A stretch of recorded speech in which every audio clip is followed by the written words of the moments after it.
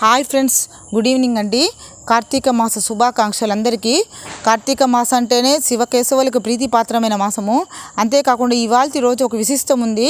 ఈ ఇవాల్టి రోజు ఏమంటే బలిపాడ్యమి అంటారు. బలిపాడ్యమి ఎందుకంటారంటే శ్రీ మహావిష్ణువు ఎత్తిన అవతారాల్లో వామన అవతారం చాలా ముఖ్యమైనది. వామన అవతారంలో స్వామి బలి చక్రవర్తిని పాతాళానికి తొక్కివేసిన రోజు అనమాట. అంతేకాకుండా ఆ బలి చక్రవర్తి సంవత్సరానికి ఒకసారి భూలోక సంచారం చేస్తాడు. ఆ భూలోక సంచారం చేసే రోజే ఈ రోజు అనమాట.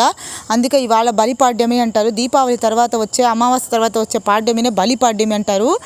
ఈ బలిపాడ్యమి రోజున మనం ఏమైనా అనుకుని కోరికలు నెరవేరాలనుకుంటే ఆరుబయట ప్రమిదల్లో మట్టి ప్రమిదలతో దీపం వెలిగించి ఆకాశానికి చూపించి వేడుకుంటే మన కోరికలు ఇట్టే నెరవేరుతాయి.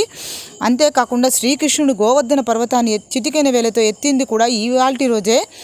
సాధారణంగానే కార్తీక మాసం అంటేనే శివకేశవులకు ప్రీతిపాత్రమైనది. అంతేకాకుండా స్నానాలకి, దానాలకి, ఇంకా ఈ మాసం అంతా మనం ఏం అనుకున్నా కూడా స్వామి వాళ్ళకి నెరవేరుతుందన్నమాట. స్వామి కోరిక తీరుస్తారు.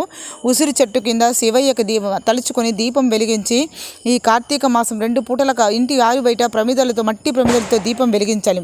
మట్టి ప్రమిదలతో దీపం వెలిగించాలి. ఇలా వెలిగించగలిగి మనము నియమ ఇష్టలతో ఉండగలిగితే మనకు అన్నీ మంచి జరుగుతుంది.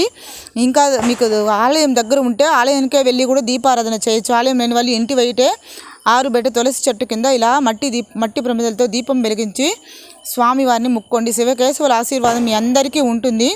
ఈ బలిపాడ్యమి ముగిసే లోపల నేను చెప్పిన దీపారాధన చేసి ముక్కోండి. అందరికీ శుభం కలుగుతుంది. శుభము.